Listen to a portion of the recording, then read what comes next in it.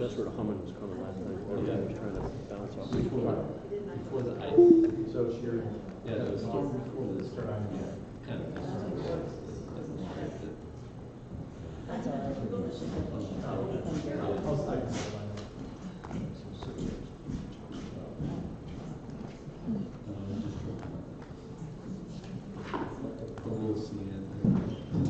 You ready? Okay. I'll call the special meeting of the Bethel, Connecticut Charter Revision Committee to order at 7:01 p.m. on the 18th of December, 2019. I ask all to rise and pledge allegiance.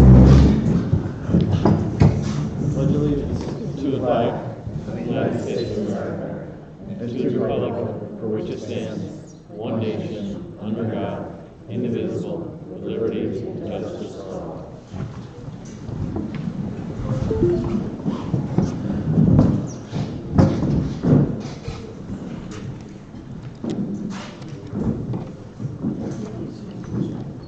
Yeah, is there a separate agenda for the public hearing? I didn't print it off. It's Okay. just, All right.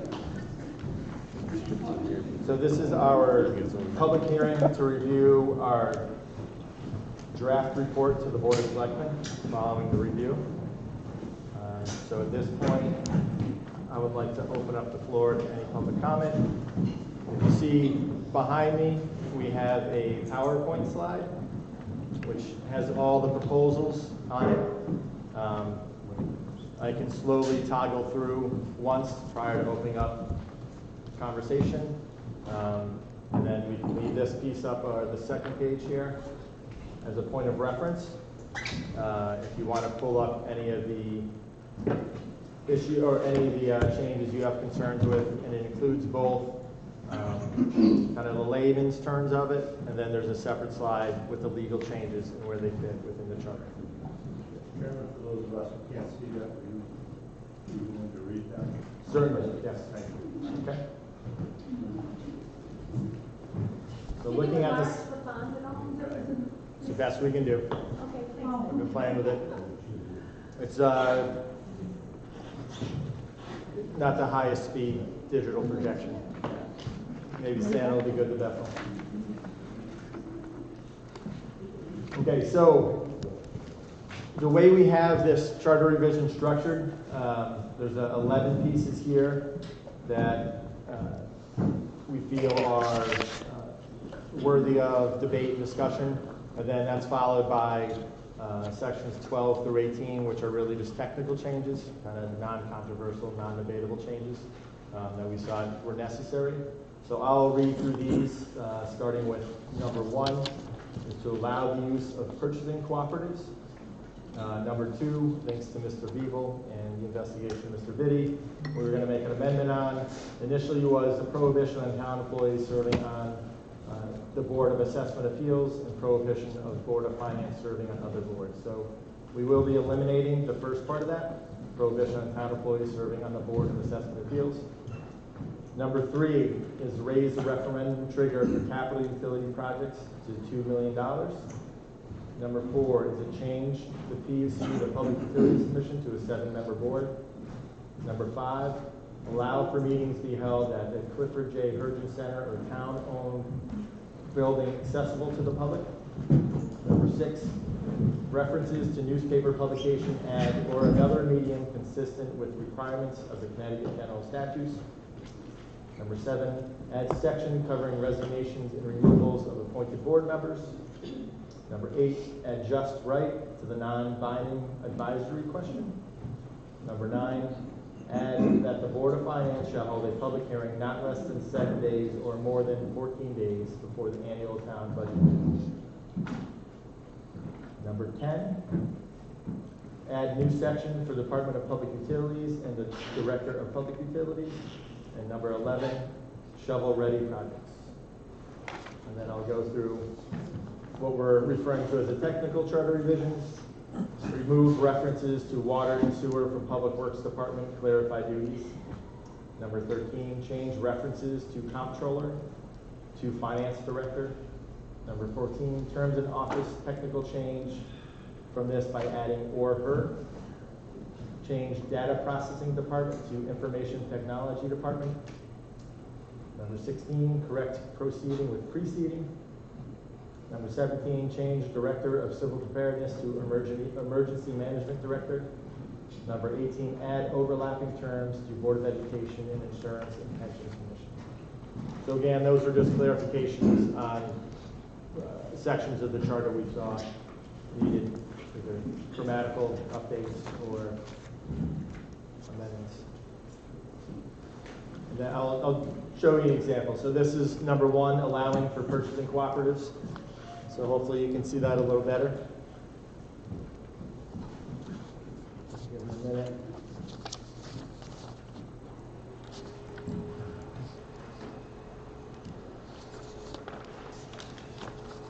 Mr. Chairman, Yep, will you allow questions on these as you go along? absolutely. And then just to show you, the red doesn't come up. Yes, absolutely. That's why we have it as a point of reference. So if you want to address one independently.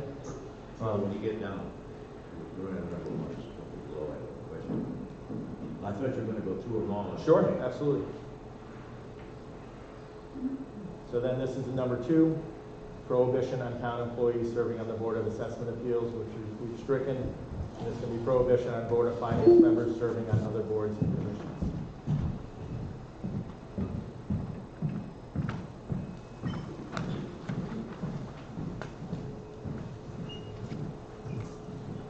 Number 3, raise referendum trigger for capital utility projects to $2 million. And I'll read this one because there has been some confusion. This revision is specific to capital utility projects not funded by tax revenue. Improvements to the public water utility system often exceed the current $1 million threshold, triggering a town-wide referendum in compliance with section C6-8. This revision empowers the Public Utilities Commission to make the necessary system upgrades mandated by the state law and avoid the potential fines for noncompliance. Here you can see where we amended it within the charter. Do you mind reading what's in red because it's not visible? The red, Yeah. let me hop in and I will just edit my red.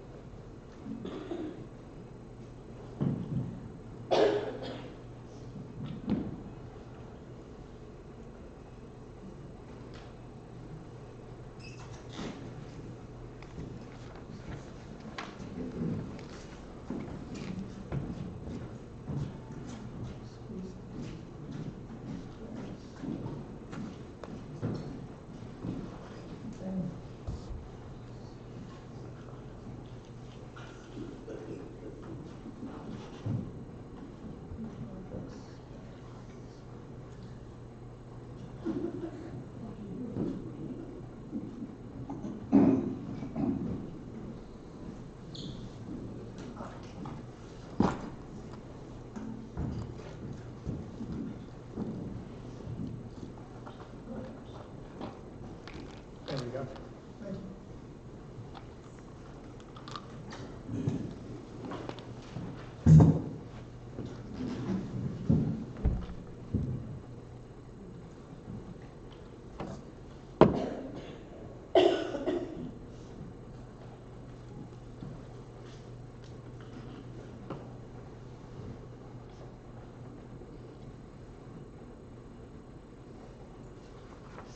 Ready for me to continue to the next?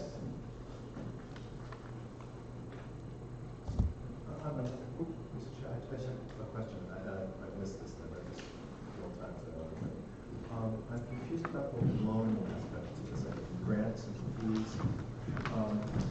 If loans are taken out, no taxpayers will wind up with low. Jeez. Legnard's always got bad ideas. There was some light left in the room that would work, but this was, I started looking for my blankie. Did the loan stuff come back to taxpayers ultimately, or am I misunderstanding? This is for capital expenses related to public utilities.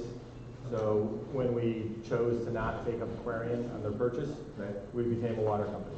Got it. So this applies to the users and the fee payers of So that the service. users of the service would be responsible. Yeah, right. for that total. Got it. Yep. There's no exceptions, right? It's just for public utilities. Yeah, It yep. doesn't raise the threshold on anything but utilities. Yep. Thank you. Any other questions on that one? You wanted to stick with that format? It might be the easiest. Put them on topic and then. Yeah, because we'll go slide by slide and just take questions from the floor. Number 4, change Public Utilities Commission to a 7-member board. Presently, the PUC consists of 5 members, the 3 selectmen, and 2 appointed members. This expansion to the commission to include 4 appointed members to bring professional expertise and oversight of the town-owned public utility system. Mr. Chairman, could you put that slide up on the screen, please? Oh.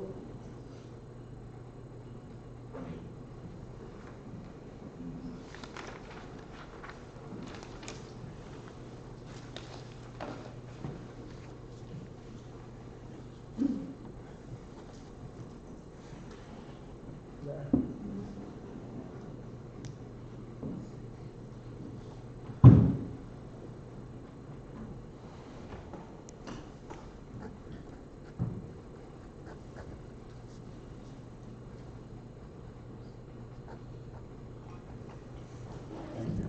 Okay, there we go.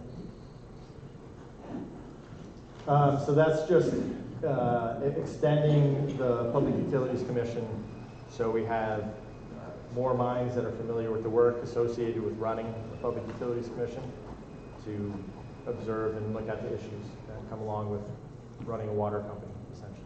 Mr. Chairman, and who would appoint those people? They're part of the Board of Selectmen appointment.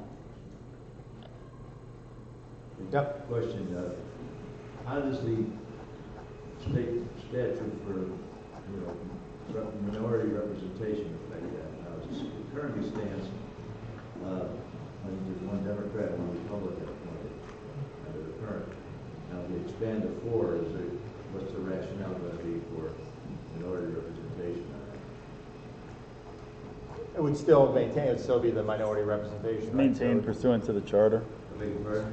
Maintained pursuant to the charter, so minority representation would still hold true. So, how would 4-2. that work? I mean, could you give me an example in America? Right now, as I said, it's 1 Democrat is appointed and 1 Republican, usually. I mean, it's been that way ever since it was incorporated, but if you get up to 4, how's that gonna work? It's a 7-man board, so. Yeah, so it'd be 4-3. 400. 4-3. It would have to comply with the same Well, as it stands now, it's 1 of each. 5-2. So 5-2. It would have to be. 5-2. it would be 5-2. Yeah. And from the way it was presented, it wasn't so much as a political function as an expertise function. So to give a hypothetical, if the current makeup of the Board of Selectmen is two Democrats and 1 Republican, so that would mean, in other words, that there would be 3 Democrats appointed and 1 Republican. Is that correct? If they wish to do that, sorry. If they chose to go to a political route, ideally, if they're going to go about this to make sure they have the best human capital to make decisions on behalf of the Public Utilities Commission, they're going to find the people with the professional competency to seat in those seats. But that may be an idealistic viewpoint, but it may have.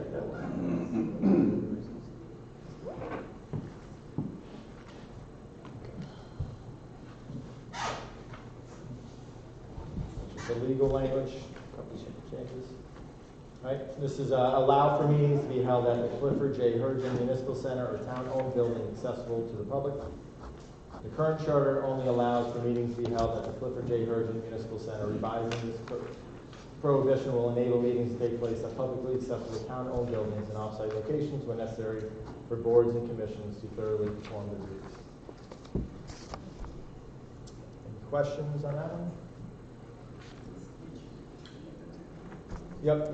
Would there be any requirements like attending in terms of meetings that they can't have every meeting outside? You know, because there could be certain locations that the public may be hesitant to go to for whatever reason. So is there going to be any provision that says that, you know, some meetings have to be held by a commission or a board at the municipal center?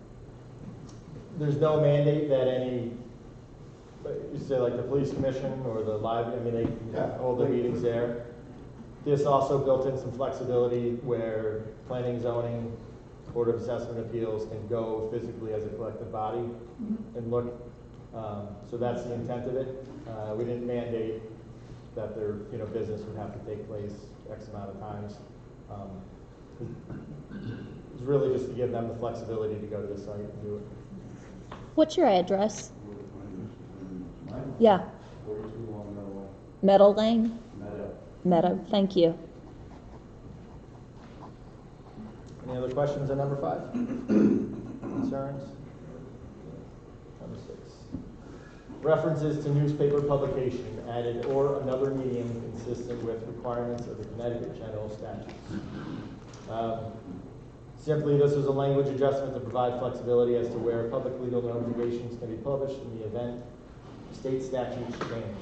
At the beginning of our deliberations, it was brought up several times that the penny saver was utilized to publish public legal notifications In other towns. in other towns. Right. Penny saver went out of business, what, a month or 2 ago? So it's negated that component. But it builds in the flexibility, particularly as newspapers are going more digital, going behind paywalls, that the town has the ability to make those pivots without violating the charter moving forward.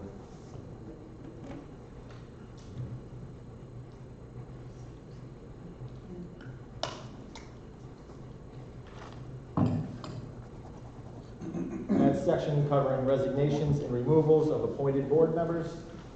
This revision clarifies the process and procedures associated with the resignation or removal of appointed members of boards or commissions. Look at the legal language. Oh.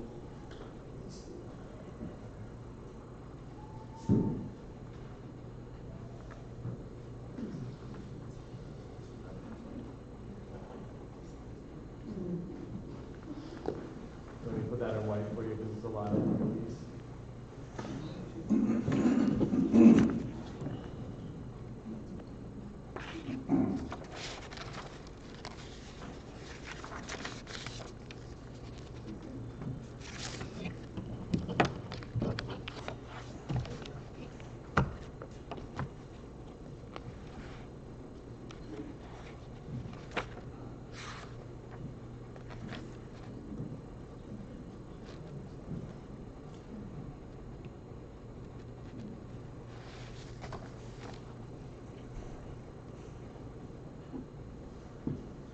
It's not that good.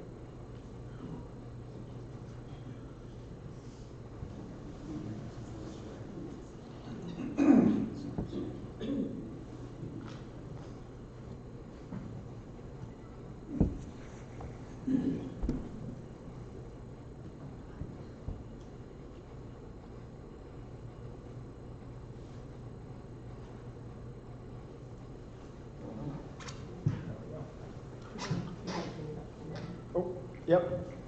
Yeah, in that section regarding attendance, you've got 3 consecutive scheduled meetings for one half of the board's yearly meetings. What I suggest that you do here is add the word regular meetings there. In other words, the meetings that are set at the beginning of the year and not count attendance at special meetings. So it should be based on attending regular meetings, not possibly being absent for a special meeting that wasn't scheduled at the beginning of the year. Tim, what's your address? 63 Grassy Lane. Grassy Plain? Yeah. If y'all could just say your address, your name and your address.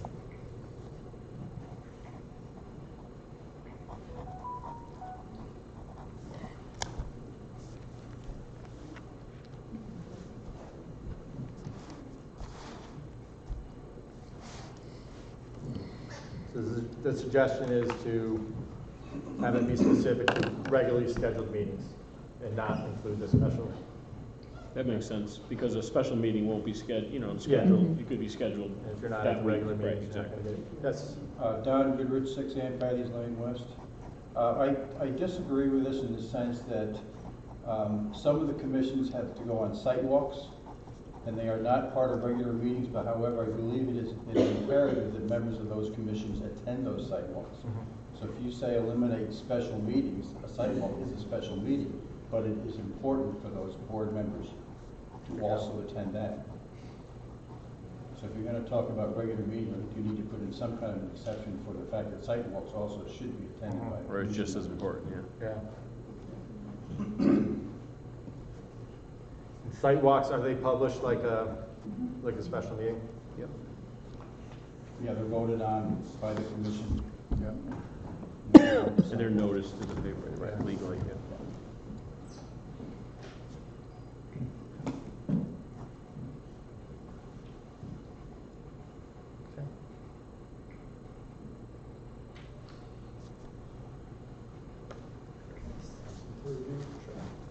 Question? Yes. From Eric, I do terrace. This covers everybody except the board of selectmen, Appointed. Only appointed. Yeah. right? Those elected are not covered by this. Because they're elected. They're elected. Yeah. Right. Just clarification. Yep. So maybe we're gonna be doing sidewalks for appointed boards. And I take back this, that covers all commission on this. Once you're elected, the only thing is the election. That could get you thrown out. Yeah. Yeah, the state, state regulations. No recall provision Right. for elected positions, so You're right until the next municipal election. I don't know.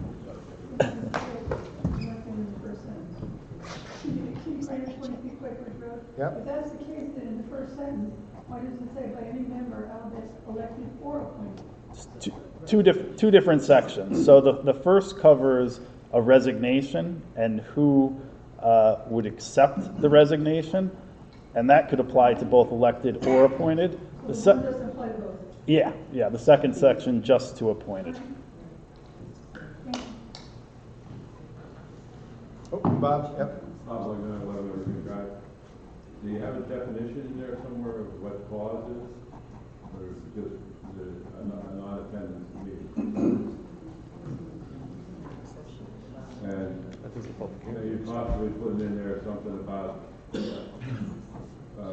the request of the commission, so it's rather than be dysfunctional.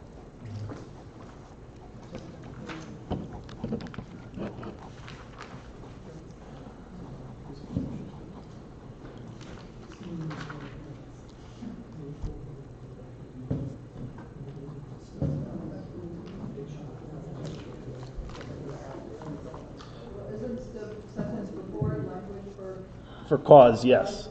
Willful neglect of duty, the inability to serve, conviction of a felony, or abandonment of office may constitute cause for removal. And then we also clarify that the 3 consecutive scheduled meetings could characterize cause as well.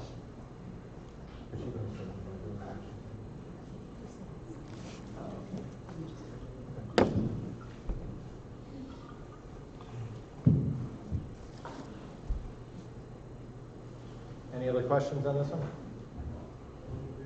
Thank you for your feedback.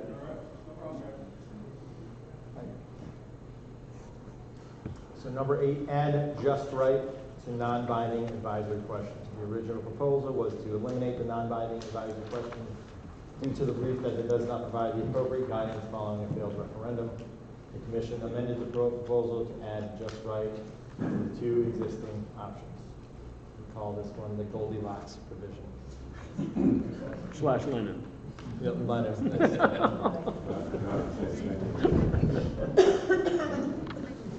Yes. Carol Olson, 5 Wagon Road. Is that the too high, too low thing? Yes. Is that still going to be on it? It's adding another option. Could you just tell me your rationale for that, which most people I think it was, We heard testimony from both sides of that answer, that discussion. And some people thought it gave the Board of Finance direction. If a budget was failed, it gives them a direction on which way to add money or to take money out. I mean, I know before when the town and school were in the same budget, and then they were split. And I know people in the school budget was voting it down because it was too low. But now, people just, they either like the budget or they don't. I mean, the Board of Finance looks and thinks, whoa, the school budget went down because it was too low, ever, in the last how many years? But the question is there, and people could answer it honestly, right? So, in my opinion, it gives direction. And if we're getting the voter and we're spending money to get the voter to give their opinion on a ballot, I think we should give them every opportunity to give and extract every part of the information that would be helpful in the process. I don't think it hurts. Disagree with my colleague. I just think it muddies the water. I mean, for me as a Board of Finance member, I look, and I can only speak for myself, not as a board. When someone votes yes, I assume that they agree with the budget. And the only decision they would say would after voting yes for the budget is, hey, this is the budget, I liked it. The only other option I really would say is they would probably say too low. You know, I voted for it, but I didn't want it to be reduced anymore. So, you know, and when you look at this, not everyone answers the question. And I think they don't answer the question because they said, hey, I agree with the budget. You know, I don't think it's too high, I don't think it's too low. I just worry about it, you know, muddying the water. I don't think it's the end of the world, but I'm just saying from my own personal belief, I just take a yes vote as they agree with the budget. yeah, and I think many of us share that same sentiment. You know, we figured throw this in there and the next charter revision can look at that data and how it comes back, and if it's being utilized, you know, keep it going. If not, you know, for Goldilocks, that's find a home. It's just a way to get additional information. You know, I don't think it could hurt anything, and, you know, you could vote for the budget and still feel it's too high. I know people have done that too, so I think it's good information path for it. But unless you tie those two things together, you have no way of knowing. Well, they're non-binding. They're non-binding. No, I understand that, but that's what I'm agreeing with. Okay. Oh, I'm sorry. Also 15 grand.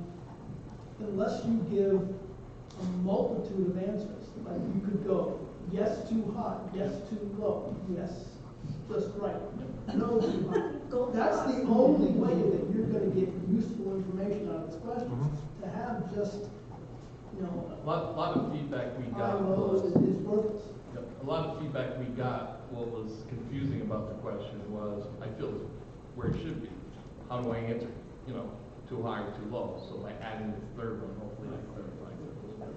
Or proves your point that it's just a couple more dots on a piece of paper. You know.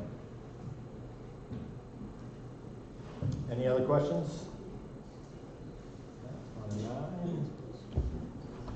The Board of Finance shall hold a public hearing not less than 7 days or more than 14 days before the annual town budget meeting. This revision provides greater flexibility to avoid scheduling conflicts for the public hearing in an adequately sized facility. So just a simple adjustment on the existing. Question, Nancy Yep. Ryan, 25 Walnut Hill Road. Will there be time for other comments or questions on the annual town budget meeting and the budget referendum? Or- Yeah, we'll go through the slides, Yeah, and then we can open up the public comment as you see fit. okay. Yes. Phil Gallagher, 15 Sunset Hill. My comment on this is it prevents the, or it actually doesn't prevent, but it gives the Board of Finance a better chance of avoiding a malfeasance of office, which they committed this past year because they didn't meet the 14-day deadline. But it doesn't solve the overriding problem, which I'll just address again. You've heard me talk about it before when you go through all the items.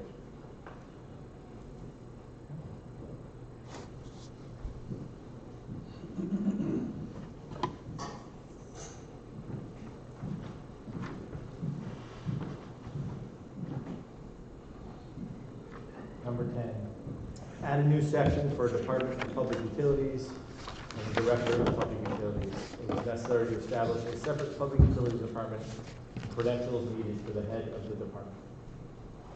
So again, this ties in to some of the earlier revisions tied to the public utilities and our ability to oversee, especially maintain a water company.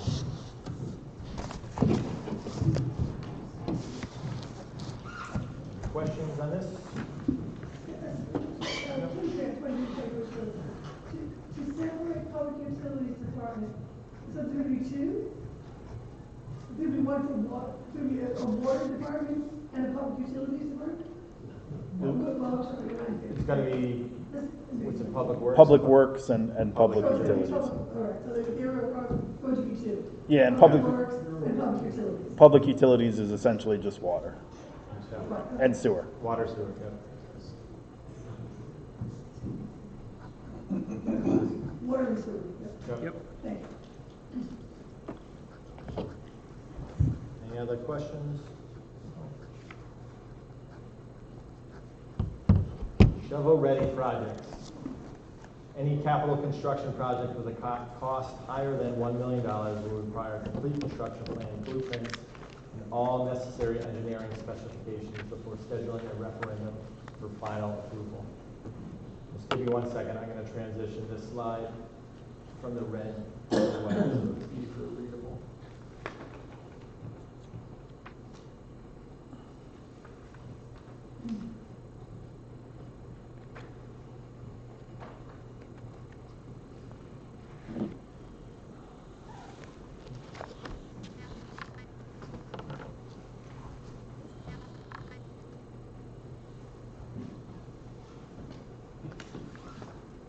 There we go. You want me to read all the legal language for this as well? Yeah. Any proposed capital expenditure of $1 million or more, except capital utility projects that are funded exclusively through user fees, grants, and/or loans, shall be submitted to the persons qualified to vote thereon for a vote by voting machine. Said vote to be conducted in accordance with terms of Section 7-7 and 7-9B of the Connecticut General Statutes. Capital utility projects as described herein that have proposed capital expenditures of $2 million or more shall be submitted to the persons qualified to vote thereon for a vote by voting machine in accordance with the above described statutory sections. Section B, any proposed capital construction project of $1 million or more shall have final completed construction plans prior to the scheduling of any referendum for approval of said project. Completed construction plans shall mean any and all drawings, maps, documents, specifications, architectural blueprints, and/or elevation surveys, engineering plans, and the like that will allow the project to be fully bid in order to attain the most precise cost estimate for the project. The requirement for completed construction plans, as stated herein, may be waived by a majority vote of the Board of Selectmen when a construction project is a public school building receiving reimbursement or grant money from the state or sources other than purely town sources for payment of the project, or 2, relies upon bonding and/or state or federal funding sources so that those sources would be compromised by the requirement to have completed construction plans. Anybody has any thoughts they wish to share on that? Yes, Nancy? Ryan, 25 Walnut Hill Road. One question. If a project, I'm also a member of the Public Site and Building Commission, so dealing with this has been doing that for a while. To me, it seems like it would give us a more, as stated in the language, more complete cost to take to a referendum. Yet we also have to consider if both the design of the project is over $1 million, that's got to get voted on too. It would. So if the possible costs for creating the construction documents is going to be over $1 million, that would have to be voted on separately. That would have to be voted on first. and approved, then the project would be designed, construction documents completed. And then how would you get the figure? Would you use professional cost estimates, or would there be an RFP put out to get a cost for the project, and then the cost has to be held for 90 days, 120 days, however many days necessary to put forth public hearing, special town meeting, and then a referendum? Was that discussed at all? It was, and both would apply. If you had a big project where completed construction plans cost over $1 million, or were anticipated to cost over $1 million, just to get the plans alone would have to go to a referendum. Right. And then once you have the completed plans, where does the cost come from for the project? Do you put an RFP out and get an actual cost, or do you use professional cost estimators? Which is kind of what we do now, but we don't have the completed plans. Completed plans are going to give you a very specific number. Yet, if it's an estimate, it's still an estimate. You put an RFP out there and you get 4 or 5 replies, that gives you, I think all that needs to kind of be taken into consideration. Well, it's always going to be an estimate in some sense, because you're going to have change orders and timing requirements if it doesn't go within the certain time frame that's called for in the RFP. I think we heard from the public, and we put something in the charter that defines or mandates construction plans, but we're still leaving some flexibility for the RFP process. We haven't mandated anything specific to that. Brett Holtz, Fairchild.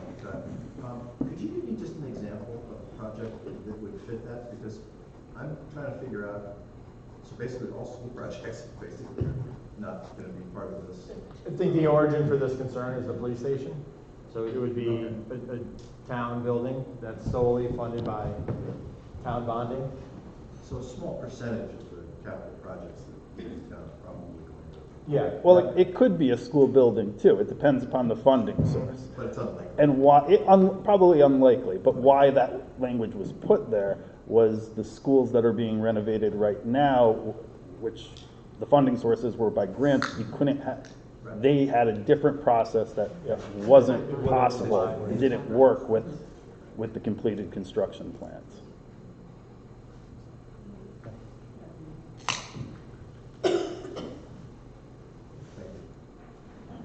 I'd just like to add to what I was saying, because I'm in favor of this, as I said. I think it's a good process to get into, since, I guess you use police station, but some other projects that we've had in the past where once the,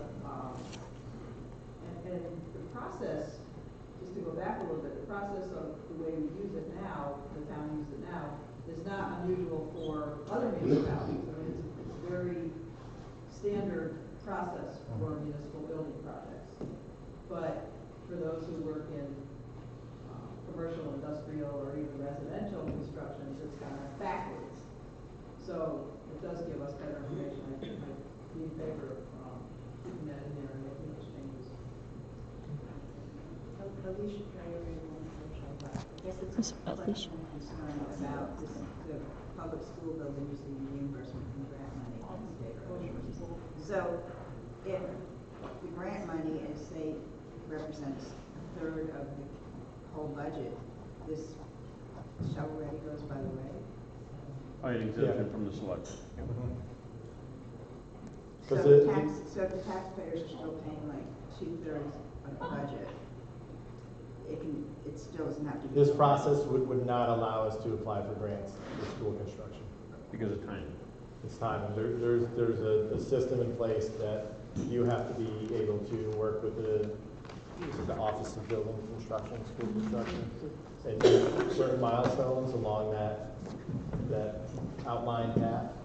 That this would kind of flip-flop what they need us to do. Sorry, what's your last name? Priority, Priore. And I'm sorry, you said adding language, you mean adding the RFP language?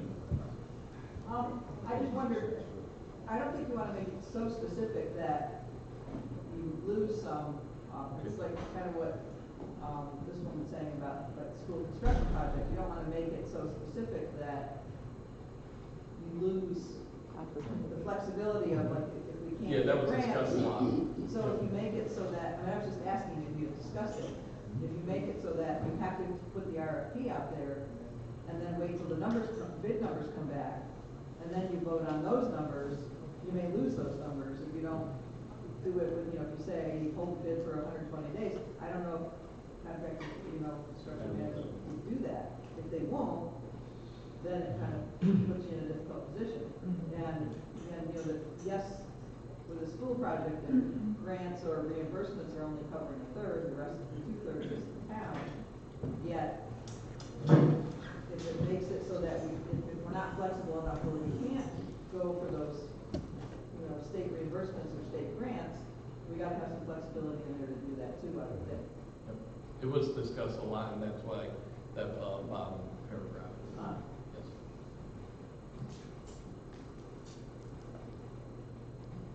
That gives the board of selectmen the flexibility to look on a case-by-case basis at what the project is, what the opportunities are, what the grant funding is, what that's all about, and decide whether to waive this requirement or not.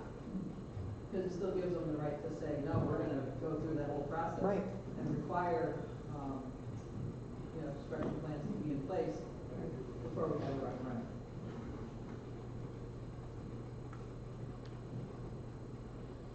Any other comments on number 11? Transition over to, these are the technical changes. So they're really pretty simple changes.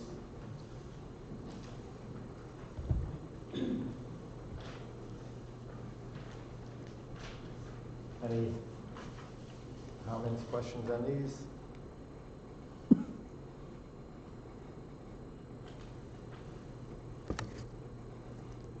The next slide covers the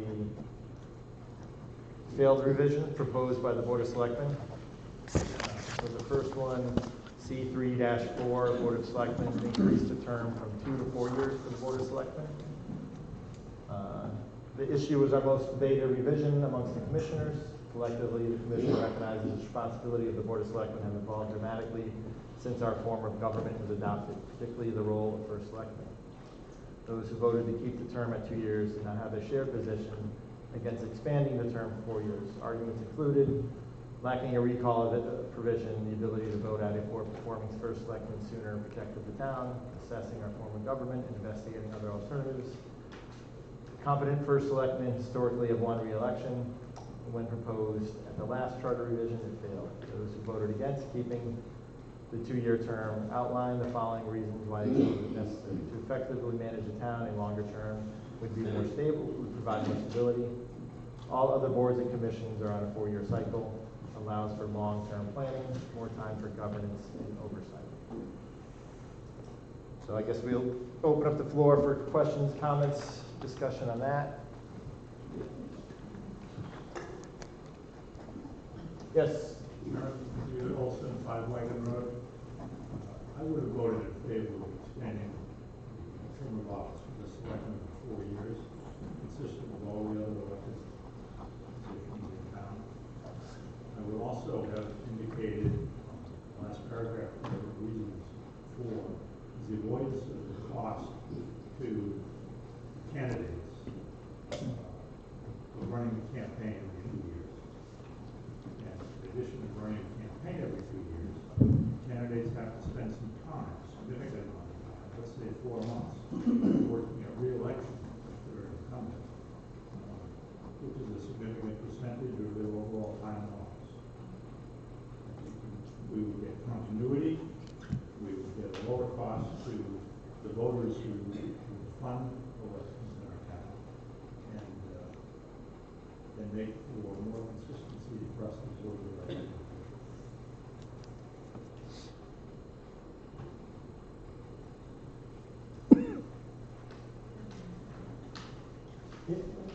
Yes, Bob. I still agree with the 2-year term.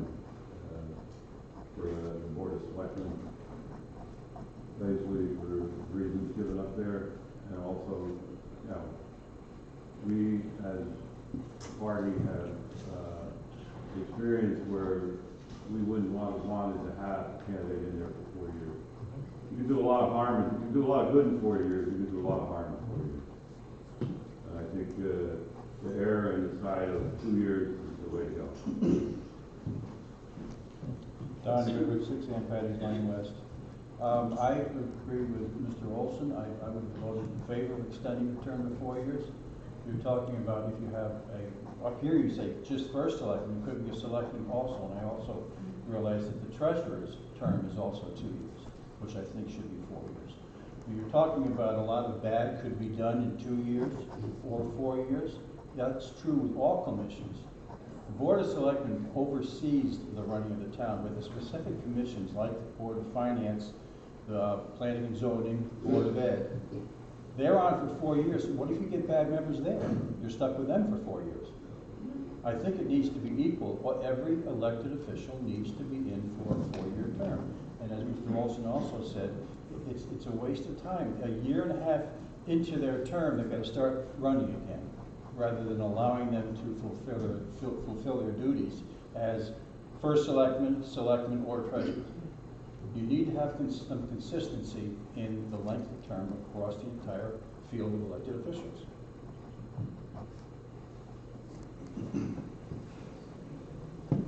Yes. Kathleen Goodrich, 6 St. Patty's Lane West. I have a lot of confidence in our Democrats and our Republicans in this town.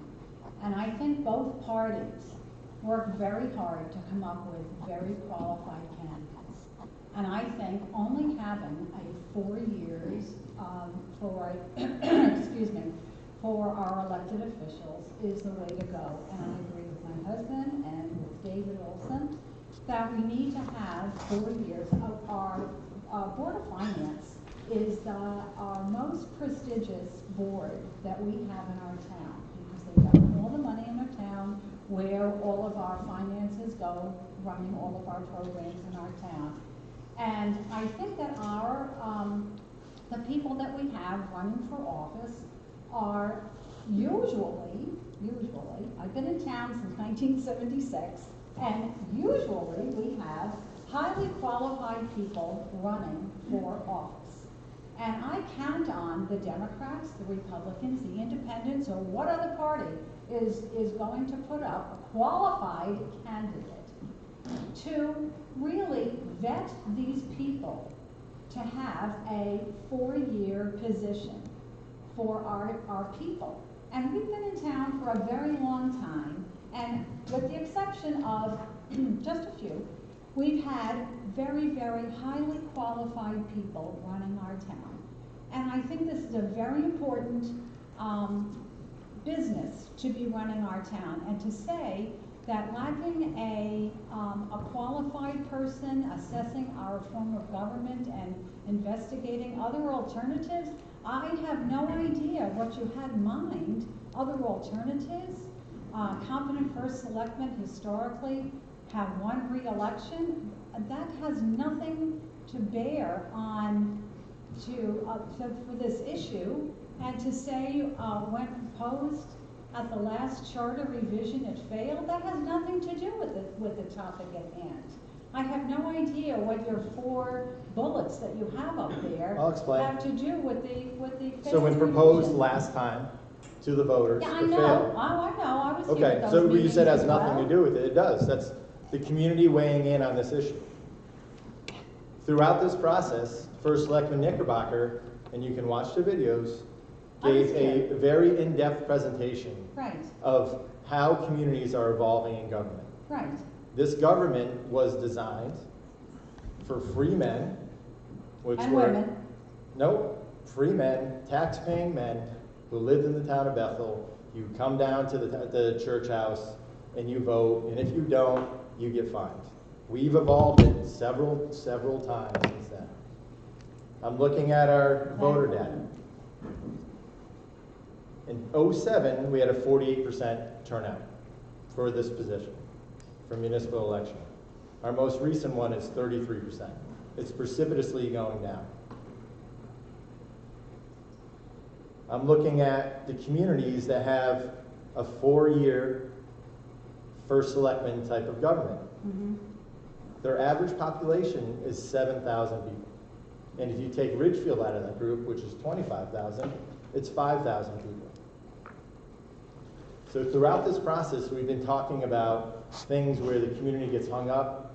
One of the reasons we had to increase the $2 million PUC is because of these issues. So it is time for a really valid assessment of, are we doing service to everybody in this community with the way our government is structured? So you think if we vote more, people will come out to vote more? I don't know. I said nothing Or about how voting. about if you fine people, you think that they'll come out and vote? We've been doing this for 15 Well, that's what you months. said, that they were fining people, so maybe you should put that in the charter. It was a historical reference to the form of government you are asking us to extend. And to the point of treasurer and selectmen, those 4 are compensated for their time. The people on the Board of Ed aren't, the people on the Board of Finance aren't.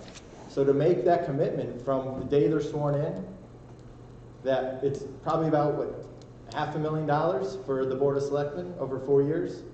No, only one gets paid. Only The one, board- the first selectman is and the then only there's one that stipends. gets, well. There's stipends. Yes. Money's money, Money's money, right? no, but go ahead. It's not, okay. I'll show you my Board of Ed tonight. So, but nonetheless, they can get sworn in and do nothing for the next 4 years. Policies exist to protect the town. Yes? As I said before, the running of the town really is done by the commissions, even though they're not paid for it. But they can do as much harm in 4 years, whether they're paid or not.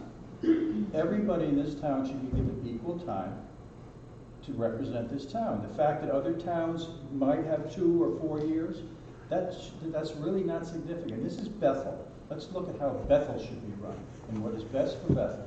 And I believe what's best for Bethel is to have a 4-year term with the 3 selectmen and for the treasurer that will give them time to perform, and in 4 years, if they do poorly, then you vote them out. The Board of Finance, the Board of Ed, the Inland Wetlands, P&Z, if they do a poor job, whether they're paid or not, it's still gonna hurt the town. Can I add, Don, and I appreciate your opinion, but on the on planning and zoning, it's a commission of 7. On the selectmen, it's a commission of 3. So it's easy to convince the majority to go with your vote, and you could have a bad decision. If I'm on planning and zoning, and I think something's wonderful, it all should be purple, I've got to convince 6 other members that that's the way we need to vote. No, you don't. You have to convince. Well, I'm sorry, I need to convince 4 of them. Majority. So it's a harder job to convince 4 of them than one that's your, that's in the same party. I was on Inland Wetlands for 24 years. We have 5 members. I need to convince Yes, Kitty. 2 others. That's it. You need Kitty to. and- You have to convince the majority, and it's a bigger majority. That's what I'm trying to get at. Kitty Grant, 23 Quaker Ridge Road. I've lived in this town since 1979. I've been elected 7 times. But I believe in going by what the people want. And the people were given the vote. I believe it was 4 years ago. Do you want a 2-year selectman term or a 4-year selectman term?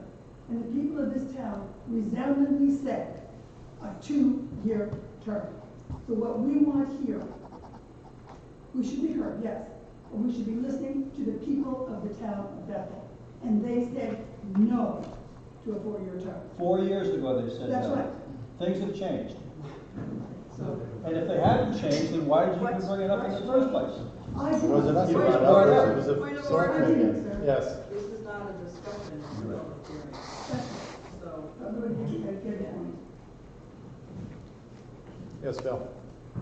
Well, I know the people voted 4 years ago on the question, but I think historically, people of Bethel have shown that they like to change selectmen.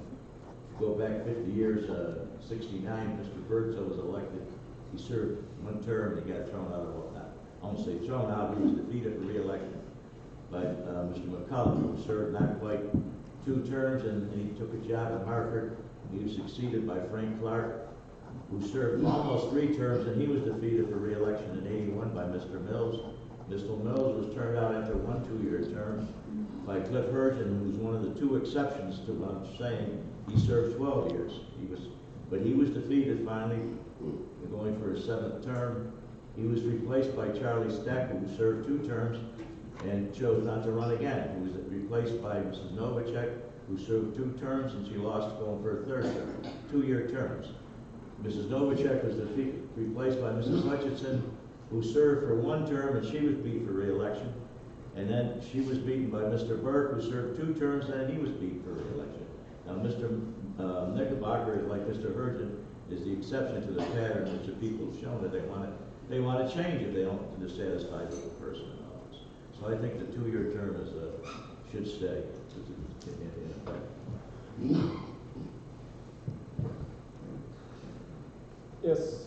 Brett, I just want to say, as a citizen of the town, and having seen some of the pressure that's been brought on you folks about this particular topic, it absolutely reaffirms my faith in this entire process that you voted the way you did on this particular topic. It reflects the majority of the town, not the entire town. And it was a hard decision, and I think a lot of people in the town understand that. And I just have a huge amount of respect for what the folks are doing. And this, for me, was a major, significant call out to the independence of this board in terms of some of the pressure that brought to bear on. I just wanted to state that. Nancy Ryan, 25 Walnut Hill Road. I'd like to say that I feel that having both the Board of Selectmen and Treasurer be a 4-year term, aligning with all the other boards and commissions, elected boards and commissions, would be a step forward for the town. I know that the question was on the ballot in 2014, was defeated, yet people may change their mind, we don't know. I know there's been a whole lot of discussion, as other people have said, with this Charter Revision Commission for and against. It needs to be revisited and looked at and put up for a vote again this, next time around. Yeah, in relation to what you said, your biggest argument is let's do what the people want. Well, let's find out what the people want then. Let's put it on, it was voted down for, or was voted in favor to keep the 2-year term 4-3. That's a very close vote. Let's allow the people, once again, to determine, should it be a 4-year or, don't ignore it, don't wipe it off. Give the people the choice. If the people vote for the 2-year term, fine, that's what they want. But give the people of Bethel the choice to make that choice, a chance to make that choice. Put it on the ballot and let them choose. Do they want a 2 or 4? It should be determined by, a seven person. But the charter process. Felicia Fryer, I run their child drive. I want to hold that for 2 years, that people will let us know every 2 years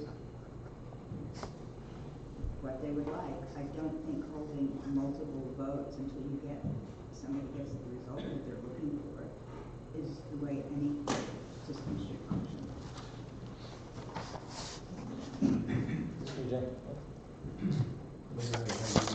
This is one all night. Why don't you poll the room and go on to the next? It's not up for a vote anyway. I just ask that you respect voters. 5 years ago, they answered this very question. They gave you the answer. We haven't had wholesale turnover of voters in this town. You've got the same people. Nothing else has changed. Just respect. Your voters get very skeptical of government when they're asked the same question over and over and over again, until you change your mind and just give them what they want. So I just, again, just respect voters. Richard Strickland, 7 Concord Road, also a current selectman in the town. We're starting our 6th term. It is hard to run for re-election every 2 years, I will admit that. But 4 years ago, 5 years ago, when the other charter revision was proposing the 4-year term, they were also proposing a 5-man board of selectmen. And again, I agree with Don here that we should let the people decide. I know there's 7 members of the board here. It was a 4-3 vote. We have roughly 35 people here tonight representing the town of 9,000 voters. 12,000 voters. Put it on the ballot. Let the people decide. Thank you.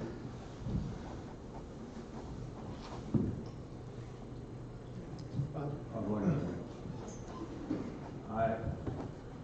I think we have a very good charter revision board up here. They need to make a decision.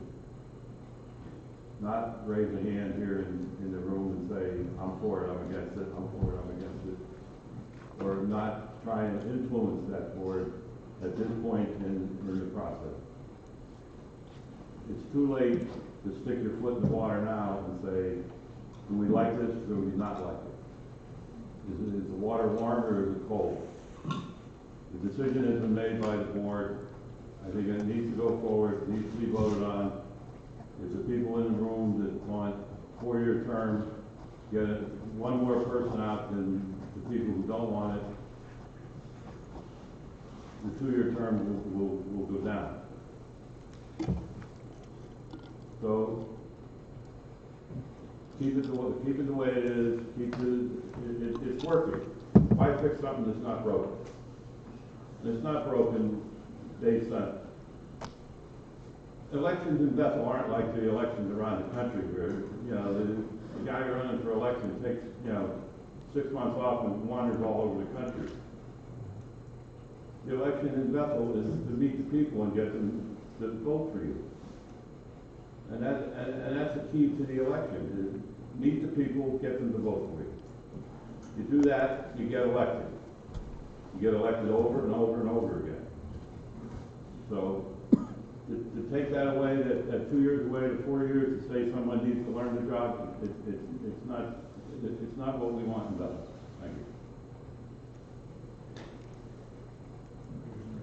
Any more input? Yes. Carol Olson, 5 Wagon Road.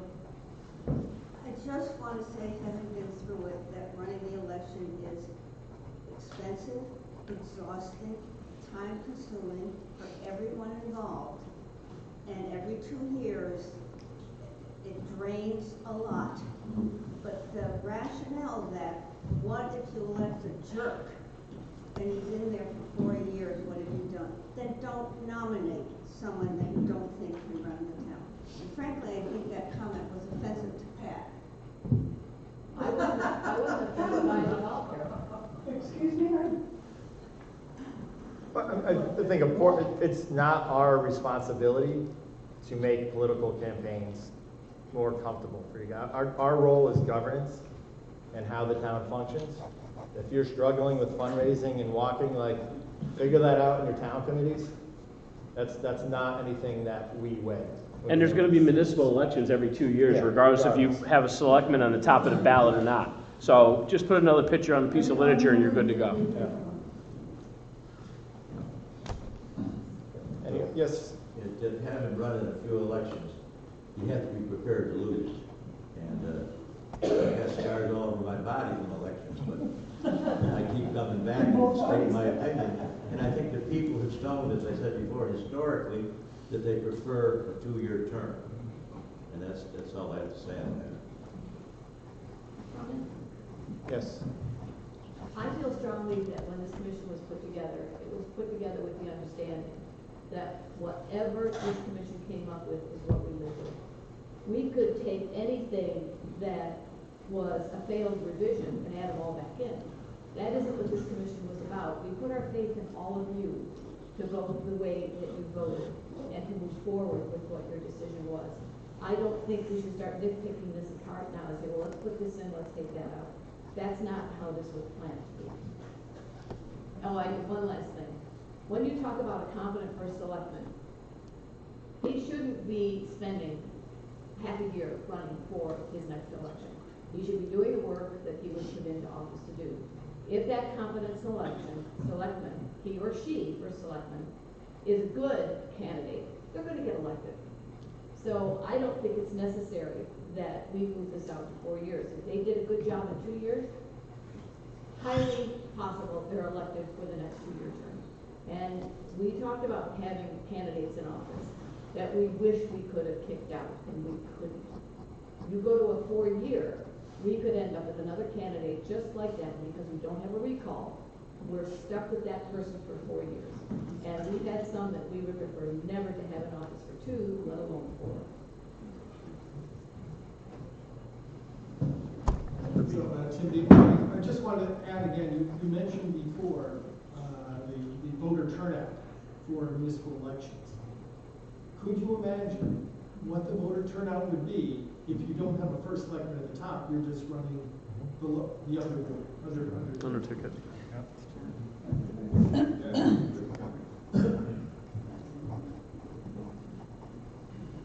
mean, it's the first selectman candidate who helps carry the rest of the ticket in most cases. If you're through with that topic, I have one I want to address.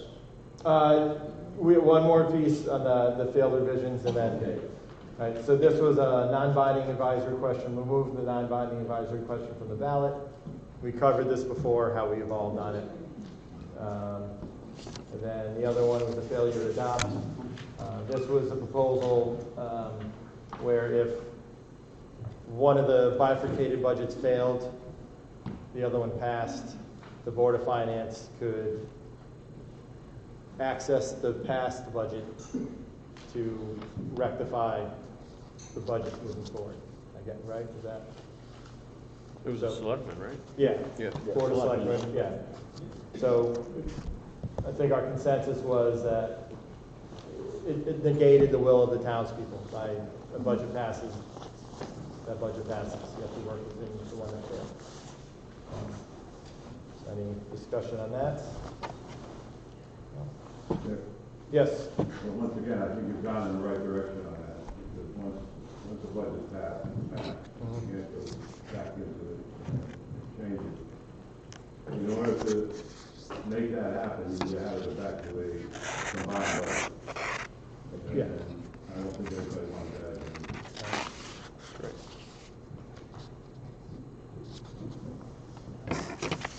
And these are just suggested ballot structure. And then we also have some observations, but it seems like everybody's eager to offer input outside of what we presented. So we'll open the floor for those purposes. Right, Phil? Yes, sir. You have my name, Mr. Gallagher. First of all, I'd like to compliment you on your report. I downloaded it. Very informative, and it's very well done. Thank you. Someone said earlier, I think it was Mr. Legnar, that your minds are made up. Well, the purpose of a public hearing, the last public hearing I assume you probably had, is to see what we'll have to say, and the possibility of changes are there. Now, I noticed your votes on the different items. Most of them were 7-0. But there was one on October 28th, it was 4-3 on the date of the town meeting. Is that correct? The 4-3 vote? Yeah. No. I don't think that's the last time you voted on it. No, the only 4-3 was on the 4-2. Yeah, I think there was some undecided maybe on verse. Well, I thought it was 4-3 anyway. It's one of the few that there seemed to be some disagreement, and that's a hopeful sign for me. Because, I made a plea at the town meeting the last couple of years, and for you, to change the date back to May. And moving this, I look at it, you did give the Board of Finance 6 more days in March by moving the public hearing, but that's not really solving the problem. That moving the town meeting back, basically it's 6 weeks because they have to have a budget by the middle of March, benefits other boards. I mean, the Board of Selectmen wanted it, the tax collector wanted it, a couple other boards wanted it, but it didn't benefit the board that has the most responsibility for preparing the budget, which is the Board of Finance. Now, you had a perfect example this past April of why it would have been a good thing to have the town meeting in May. The first budget went down, the town department went down, and what I've argued all along is the more time the Board of Finance has, the more possibility that they get more information and even new revenues to come in that can offset the expense. And that happened this past year when the town budget went down. There was an additional, round numbers, a couple $100,000 found from, Insurance savings. What account is that, Mr.? No, that's the money we got back from the building. Oh. Yeah, it's money we reclaimed back from high school reimbursement. Couple $100,000 found, which if that budget didn't pass, you know, the taxpayers would have been taxed for that additional couple $100,000. And I pointed out years ago where we found out, after this is when the town meeting was still in early May, that the board, this was the year of the zero budget, back in 2008, 2009, the Board of Education got somewhere between an additional $500,000 to $700,000 in savings in their insurance account, which we were able to apply to the budget and, you know, lower what the people are going to be taxed this year. So there's no harm but I can see bringing it back, and it gives the Board of Finance more time. And they're the ones who have the most responsibility, you know, to put up a budget. And I can't, for the life of me, see what is gained by having the town meeting the first week in April. Who benefits? Nobody benefits. The tax collector made the point that if you get 2 or 3 defeats, yes, they have to borrow in July tax anticipation. But the interest on that is nowhere compares to the money you might save if you get more money from Hartford or find additional funding. I seriously hope you might reconsider your vote on moving the town meeting back to maybe it's possible mid-April, maybe you can compromise, but there's been a May for 100 years up to 3 or 4 years ago. So anyway, that's my plea. You might re-examine that, re-vote on that one issue. Huh? Yes? Nancy? Nancy Ryan, some questions and comments, basically from me as registrar and Tim as registrar, so I don't know if we could both Sure. speak. Yeah, let's do. So we came before the Charter Revision Commission back in January with some proposals and our reasons for them. And looking through your minutes, I didn't watch all the recordings, but looking through the minutes, I didn't see most of them discussed. So we'd like to know, and I have copies if you need them for references, or should we just start and read?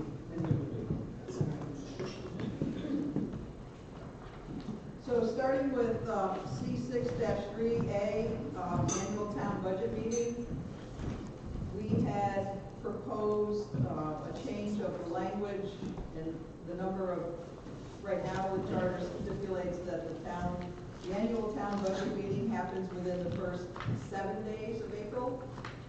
And we asked that we change to expand to the first 14 days of April. And we were wondering if you ever took that into consideration and discussed it.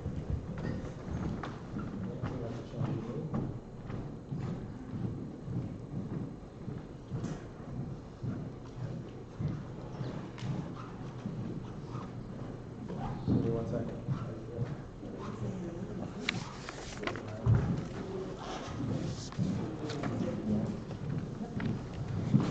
And I know that you changed the public hearing part to give the Board of Finance more flexibility. But our reasoning for wanting to go from the first 7 days to the first 14 days was to allow more flexibility for the Board of Selectmen, the Board of Finance, and for registrars in looking at setting up not just the annual town meeting, but following that, the budget referendum. And frankly, that was Matt Knickerbocker's idea, is to open it up to the first 14 days of April. Because we're always playing peekaboo or dodgeball with the school vacations. And they're always in April, usually second or third week. And it's running up against our schedule in the referendum. And so then the second part was C6-3B, the actual budget referendum. Right now, the charter states that it has to happen not less than 7, not more than 15 days after the town meeting. And we wanted to add, we thought 7 was way too short, it has been way too short, we've done it in 6, which, that was a mistake, but, we won't talk about that now. But, But in 7 days, we had a situations where, we literally were chasing the UPS guy down School Street, trying to get the ballots the day before the referendum, so that we had them delivered to the polling places, so that they could be there for the referendum. It was at 1 o'clock in the afternoon, we finally got the ballots, and at 1 o'clock in the afternoon, we were delivering the supplies to the polling places, so we were trying to do both. That was the first time that ever happened. Can it happen again? It could. We're just asking for a little more time. So looking at the 2 things, instead of the first 7 days of April, the town meeting can happen within the first 14 days. And having the budget referendum, not 7 days, but 10 days from the, not less than 10 days from the annual town meeting. As Tim said, we've run into this, and we're running into it again this year. We have school vacation, and then there's often holidays, and we always have to look at this, because the Board of Selectmen has to set the date for the annual town meeting by January 15th. So we need to be looking way ahead. This year, we're running into an interesting situation, because in 2011, the state legislature passed legislation changing the presidential preference primary from February to April. And in 2012, that was the first time we had a presidential preference primary in April. But then the budget referendum was in May. So in 2016, we ran into having both budget referendum and the presidential preference primary in April. School vacation that year fell in such a way that we were able to have 2 weeks in between both. Tight, but we did it. This year, we may only have 1 week, which puts Tim and I in a kind of a desperate situation of following state statute as far as having everything ready for the presidential preference primary. Obviously, changing this isn't going to help us this year. We do the best we can.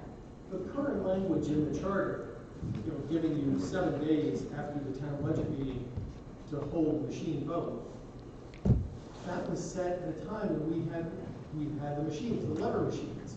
Those could be changed overnight. It wasn't a big deal.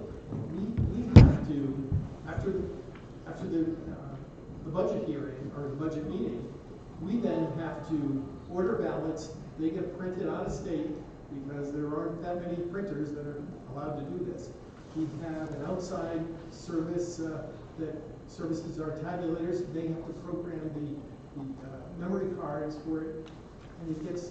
Again, we were in a situation where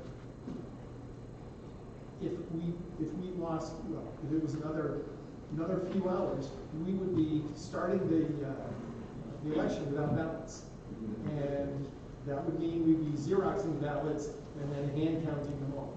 It's the whole idea of charter revision is to foresee problems and deal with it in advance. Don't just wait for them to happen. They nearly happened a year ago. It was, again, the ballots arrived at 1 o'clock, and that's when we were supposed to be setting up this polling place. And in the meantime, Nancy and I were in there because we had to take the box of ballots and put them in ballot bags to be distributed to the various polling places. And of course, these have to have seals, and we've got to record numbers, and it's not an easy and quick task. But again, that time frame. So we just ask that you kind of take a look at this. Yeah, absolutely. Yeah. My apologies on the oversight. We'll certainly address this in the special meeting. So your feeling should be between 10 and 14 days? So the first 14 days of April gives time to schedule the annual town meeting, and it gives flexibility to not have to have it like right at the beginning. You move it back a little bit if necessary. And that gives both the Board of Selectmen and the Board of Finance, well, it's more the Board of Selectmen setting the date. To Mr. Gallagher's point, if you wanted more time, you could have the town meeting a little bit later in April. And then from the date of the town meeting, not less than 10, not more than, it's 15 right now, so it wants to stay 15, that's fine. I mean, the ideal timing would be to have the annual budget meeting on the week before the school vacation. Let all the parents and kids go off on vacation. During that week, we'll be getting ready for the election, and then we'll hold the referendum when they get back. And while that sounds good, we're going to be jammed up this year with the presidential primary. With, again, a 7-day gap between the two. And yes, so we're only suggesting a change in the front end of the window. So it would be 10 days. The back end of the window would remain the same. And then the rest of that petition to overrule, I don't know if we discussed any of that, because that just is kind of making the charter a little more specific and clarifying. That language, I think, is necessary. And then section C 6-8, action requiring a referendum. That, you may really need to look at that, because if you read section B, budget referendum, there shall be 2 questions presented at the budget referendum. Doesn't say anywhere where you put the capital question, unless it's written somewhere else. I couldn't find it. So if it says 2 questions, town and school, followed by specific about the advisory questions which you're revising, that you might want to consider that, because right now we're doing it and it's not in the chart, unless it's in the code. But and one thing you might consider is allowing not only a capital question, but say capital questions, so that if the Board of Selectmen decide that they want to put out 4 capital projects, rather than bundling them all together, take them or leave them, they could have 4 questions instead.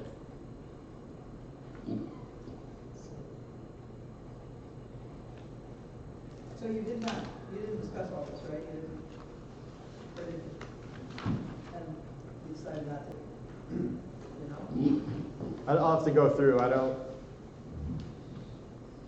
remember voting on any of these, but I'll have to check my tracking document, yeah. So we'll review these. We have a special meeting following this. And we'll I review didn't them. see it in your tracking stuff, so I wasn't sure. Okay. And if you needed any further information from us as you're reflecting. Excellent.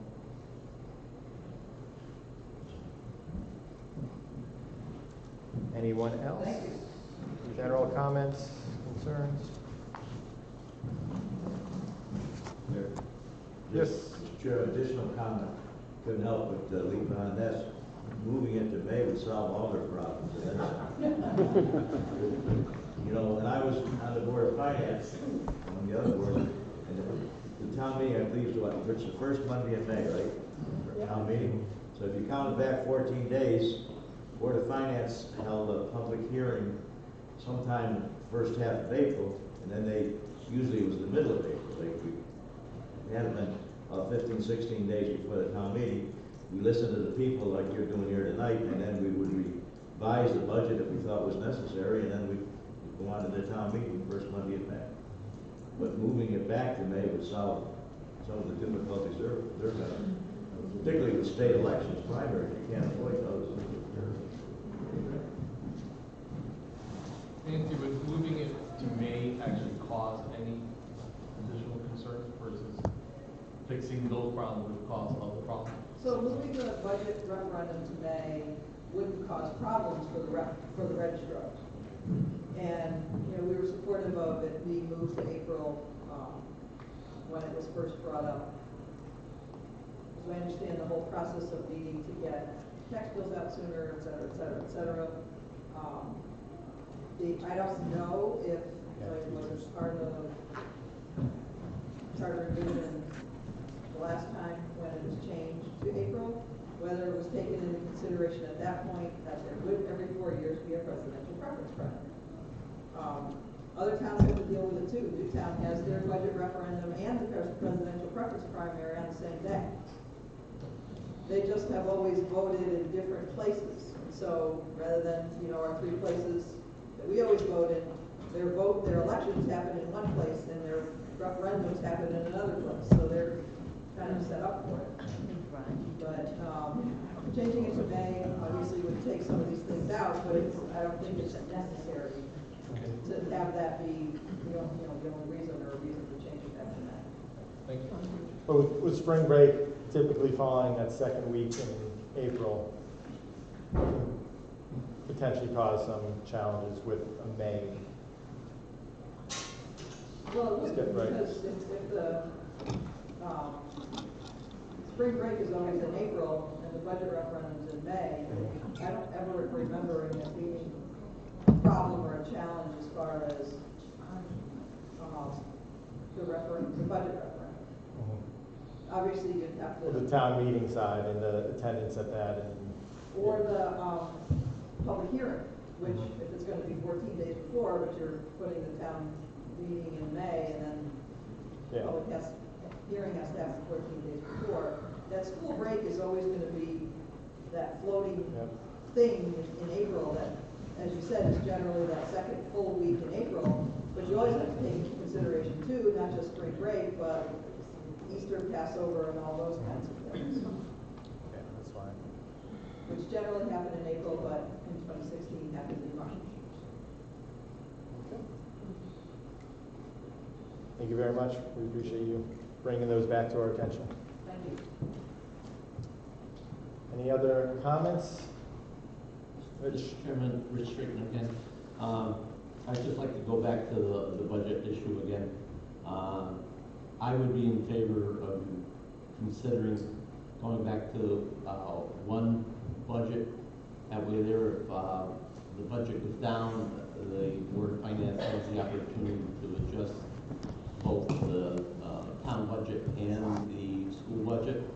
Right now, when we have the split budget for the schools and towns, if the school passes, the town suffers because there's quite a few dollar amounts on the town side that belongs to the Board of Ed operations. Unless the Board of Finance somehow changes their way of doing the accounting and put all the actual costs of the budget onto the Board of Education side versus being on the town side. And I don't know why they can't do that. It's just moving the numbers from one side to the other. That should be split because the town side suffers immensely when the Board of Education budget passes.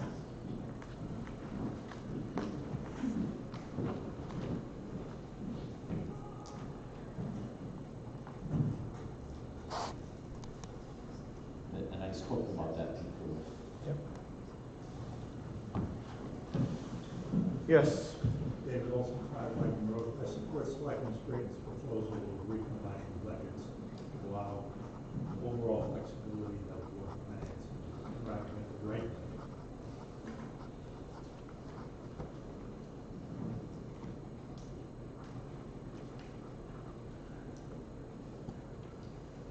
Well, just a short history lesson as to why there are expenses on the town side of the budget that belong to the Board of Ed or take care of Board of Ed projects. And it goes all the way back to Frank Clark when they put money in a budget to fix the middle school boiler in this building, and the Board of Ed spent it some other way. It came time to fix when the boiler broke down in the middle of the winter. Frank had to come up with the additional money. And that's when he said, if we're going to have the responsibility of paying for these projects to fix, the infrastructure of the town, we're going to have to be in charge of that money, not the Board of Ed. And that's where the split came, back that far back.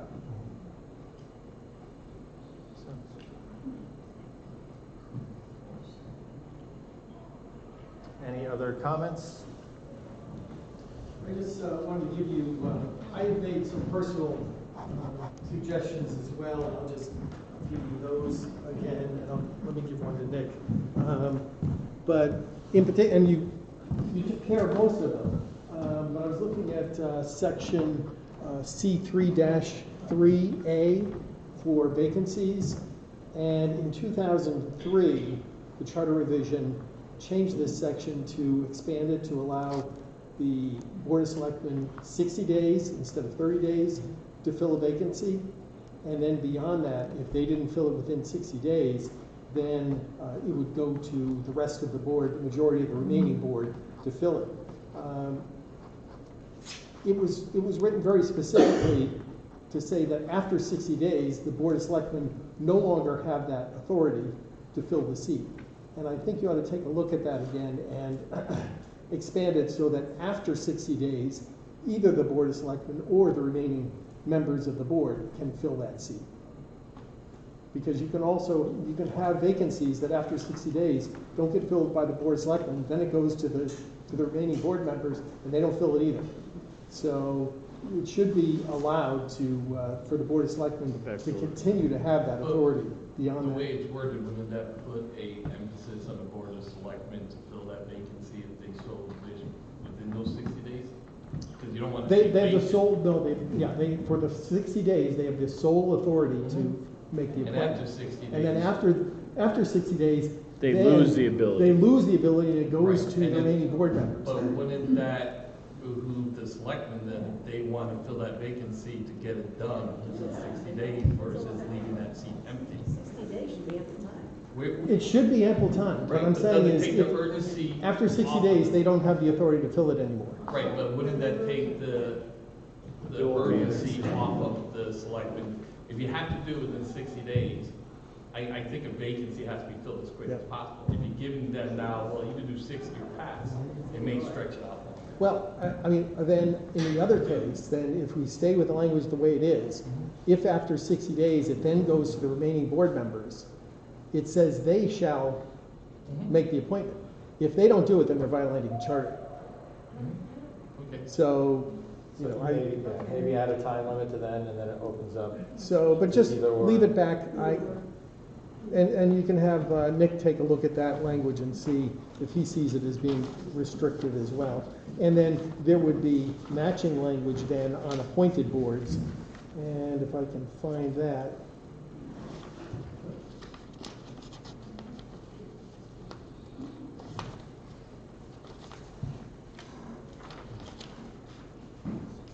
Oh, there it is. It would be C7-1C. That would be appointments to appointed boards and commissions.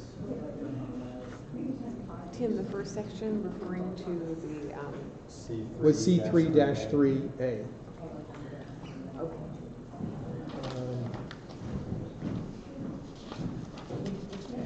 And I think that's it. Okay. So, but, thank you. Thank you all for working hard on this charter. Thank you for your input. It's a very valuable resource. Dave, you have one more? Yes, Peter. Just for information. David, sorry. So that everyone knows, what is the process henceforth? Henceforth, the draft report will turn into a final report that we submit to the Board of Selectmen, and they will hold a public hearing, correct? Nick? But we will be discussing again after this, prior to submitting. Yeah, so After this meeting. immediately following this, we've scheduled for a special meeting. In the anticipation, we may want to review some of what we've heard this evening. That'll lead to us finalizing the draft report, the final report. That'll be passed off to the Board of Selectmen. They'll set their public hearing. And then comes back to us for final review. potentially. Board of Selectmen can make recommendations to the Charter Revision Commission after their public hearing, of which the Charter Revision Commission can consider those recommendations by the Board of Selectmen once again. And whether if they don't consider anything and say the draft becomes final, if they do, they have another opportunity to change based upon the Board of Selectmen's recommendations. So you can still make changes to your draft now before you go to the Board of Selectmen with your presentation? Yes. We can publish that then? Yeah, it has to be, yeah. So it'll be submitted the same way the first draft was. Okay. Any other questions for the public hearing? Comments, concerns? Great, for all your hard work. You guys, thanks for attending. I'll make a motion to adjourn. Thank you for all your hard work. Thank you. Make a motion to adjourn the public hearing at 8:35 p.m. Second. Pat, All in favor, signify by saying aye. Aye. Opposed? Abstentions? So we're gonna be here in a couple of minutes? Yeah. Take